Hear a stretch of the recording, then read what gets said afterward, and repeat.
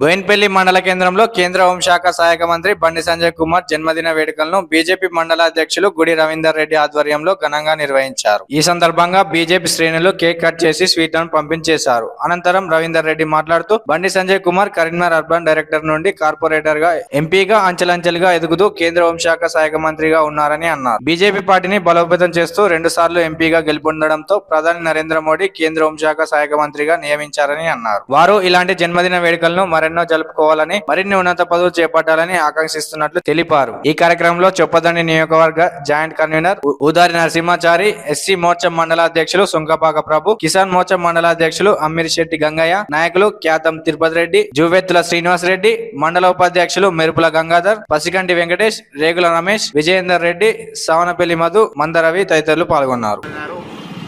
కార్యకర్త స్థాయి నుంచి ఈరోజు హోంశాఖ సహాయ మంత్రిగా ఎదిగడం జరిగింది. ఎందుకంటే వారు భారతీయ జనతా పార్టీకి ఎనలేని కృషి చేసిన సందర్భంగా భారతీయ జనతా పార్టీ జాతీయ నాయకత్వం గుర్తించి ఆయనకు మొదటిసారి ఎంపీగా టికెట్ ఇచ్చిన సందర్భంగా బోయిన్పల్లి మండల ప్రజలు ఆయనను అత్యధిక మెజార్టీతో గెలిపించడం జరిగింది.